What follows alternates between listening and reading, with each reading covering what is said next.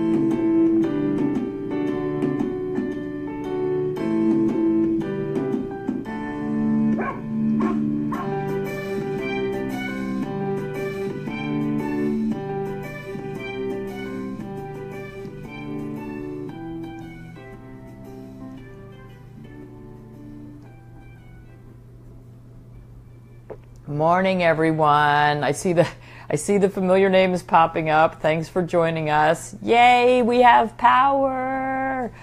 The bad news is that we did not have power, oh man, until like 7:30, 8 o'clock last night. So it was a good 13 or so hours. The house was starting to get a little chilly. We had a rip-roaring fire in the fireplace that I started around 5:30 because I was a little worried about what was going to happen overnight. My mom was just funny all day. She was having a blast. She was reading a Danielle Steele novel and read over half of her book, and so she was just happy there was nothing else she could do all day. And we have, luckily, we have a huge battery pack. It's like this big that my dad's lift chair plugs into. And it lasted for a good 4 hours or so. And, who would have thought that we'd been without power for that long, especially with our neighbors next door having power. And so that lasted for a while. And then he was getting really bored because he couldn't watch TV. And I finally went out and got the newspaper. I found it blowing halfway across the front yard. And he could read that. But we ended up having to go dig out our generator, which we bought about, 3 or 4 years ago for a hurricane and had never used. So it was a lot of finagling to get it out of where we had it stashed in the barn, but we managed to do it. And the good news is about 3 o'clock in the afternoon, we got coffee because you plugged our Nespresso machine into the generator. That's desperation. But anyway, we survived, and the heat came back on just about the time we had to go to bed. And everybody did okay. So my dad was reaching panic mode just about bedtime, so it was good that it came back on. Anyway, and the dogs just thought it was great because everybody was home all day and we didn't do anything other than sit around and snuggle dogs, so it was good. We literally only have a coating of snow on the ground. Our driveway looks like somebody shattered glass all over it because the trees were all bent over, covered with this thick coating of ice.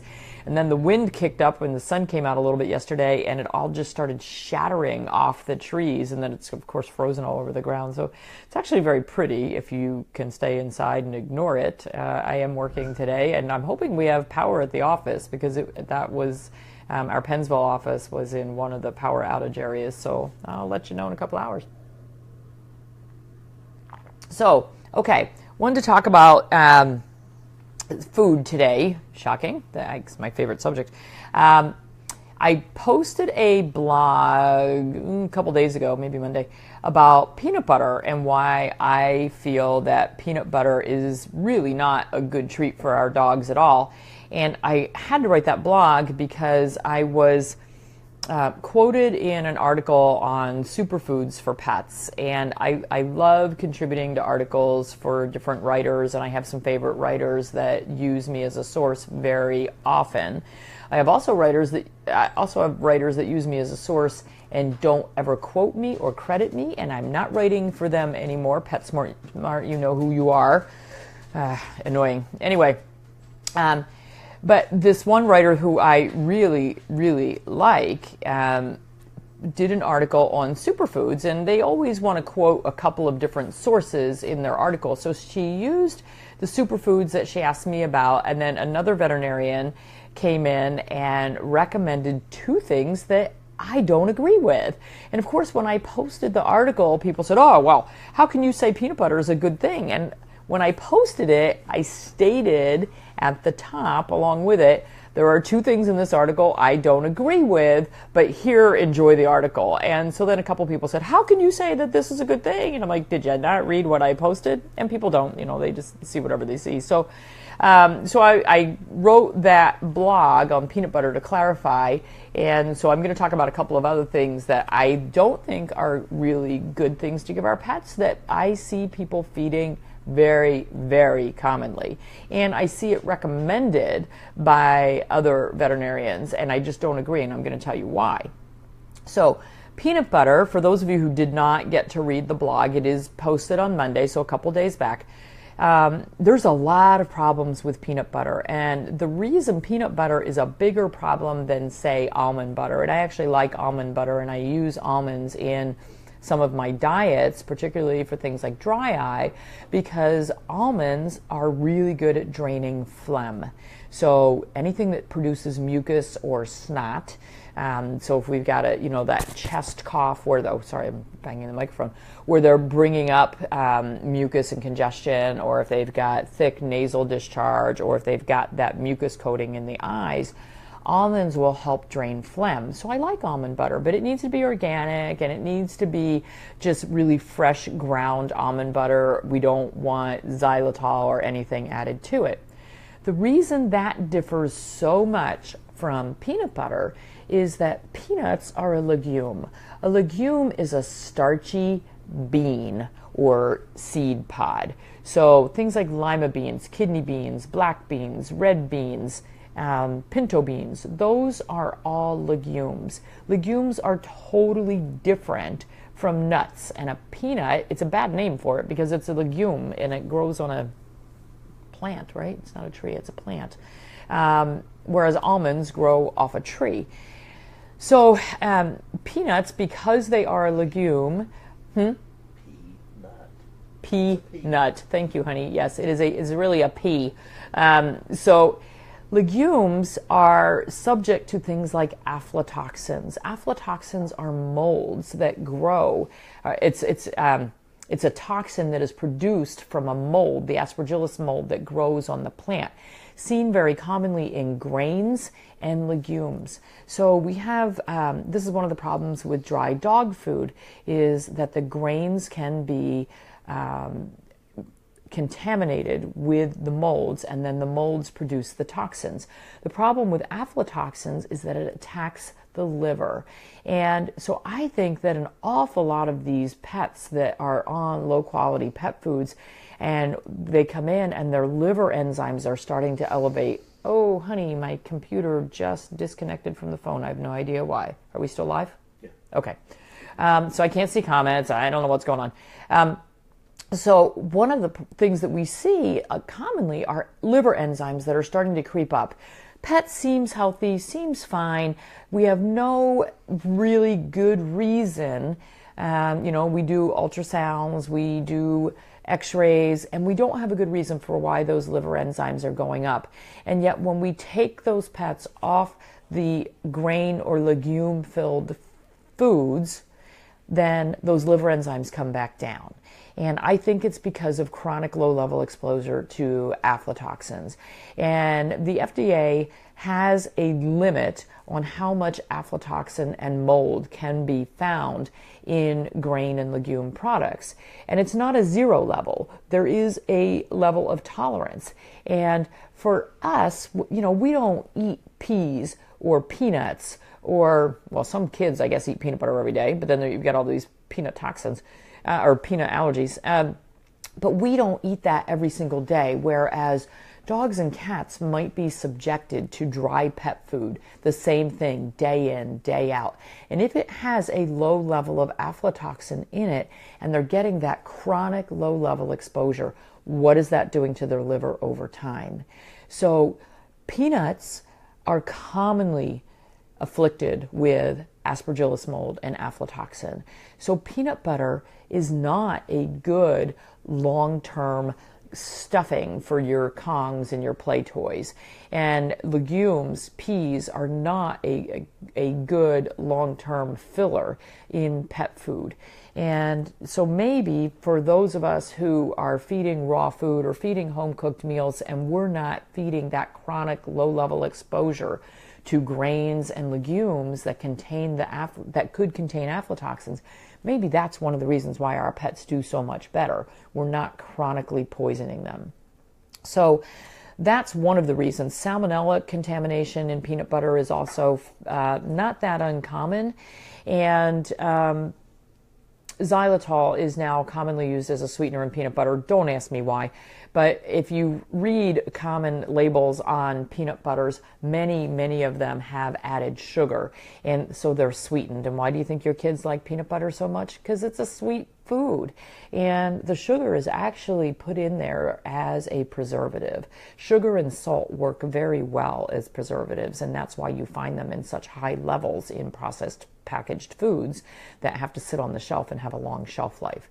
So, things like sugars, xylitol, aflatoxins, molds, salmonella, really not good things to be feeding to our pets every day. So I avoid peanut butter. Do we have peanut butter in our house? Yeah, there's a little bit of peanut butter in our house. And the reason we usually have peanut butter in our house is because at Christmas, we make Christmas peanut butter cookies. So, what's our level of aflatoxin exposure? It's pretty low because we, each eat a couple cookies and that's it. And literally that jar of peanut butter will sit on the shelf in our house for a year until the next year when we throw it away and buy a new jar to make cookies. So peanut butter is not a great thing for you. It's not a great thing for your kids. It's not a great thing for your pets. And, people say, why only buy organic, unsugared peanut butter? Well, the organic peanut butters or the organic peanuts are not treated with fungicides that would kill the molds that produce the aflatoxins. So the organic peanut butters can actually be worse. So I'm just throwing this out there. It's your choice whether you use peanut butter for your pets and your kids and yourselves. I'm just going to say we don't. So second thing that I think is a fallacy and was in that article, as the other veterinarian said was good for your pets, is yogurt. Man, go to the yogurt. When I go to the grocery store and read the yogurt labels, when I was trying to be a vegetarian, not eat meat, I ended up eating a ton of dairy products, which, by the way, is just really not good for us. We should probably avoid them in general. I feel much better now that I don't eat much dairy at all, and I feel really much better when I eat no dairy. Dairy products are not a good source of calcium for home feeding. You are not going to get the calcium level where you need it to be just by adding a little bit of cheese or a little bit of yogurt to your pet's food. Yogurts are very high in sugars. Again, it's used as a preservative for that long shelf life that it needs in the grocery store. And it's used as a sweetener to make it taste good. If you've ever eaten an unsweetened, absolutely zero sugar yogurt, hard to find. You probably have to make your own. It's pretty dang bitter. And if you think your kids are going to eat that and think it's something healthy, no way. Those kids' yogurts in particular, man, are they high in sugar. So when I was trying to be a vegetarian, I would go to the grocery store and I would read the yogurt labels and I'd say, okay, I want something that's high in protein because I need a protein source. I want something that's low in sugar because sugar does not agree with my body. So do you think I could find something that was high in protein and low in sugar and actually healthy? No way. It doesn't really exist. And I know there's people probably posting things along there. I use X brand and it's high in this and low in this. You're not going to find zero sugar and you're not going to find really high protein.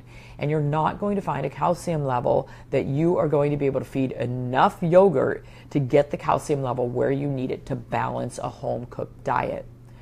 Then you're going to say to me, okay, what about the probiotics that the yogurt offers for us? Again, you need your colony-forming units, the CFUs, to be in the billions. And you're not going to get that from yogurt. You're also not going to get the broad range of probiotic species that you need from yogurt to feed your pet's gut and keep it healthy. So if you want to feed yogurt as a treat, fine. If you're feeding it to balance a diet, it's not happening. So I'm not a fan of feeding yogurt. Most of our pets are lactose intolerant, as we are as well. So it's not something that's going to add something really good to the diet. There is a freeze-dried, I'm not going to name a name, freeze-dried base mix that is supposed to be mixed with meats at one part of the day and with yogurts and cheeses the other part of the day. I'm not a fan of the yogurt and cheese part of that diet. I don't think, maybe if you're making your own homegrown yogurt cultures and making your own yogurt and not adding any sugars, if you're using a goat milk product, maybe you're going to do okay.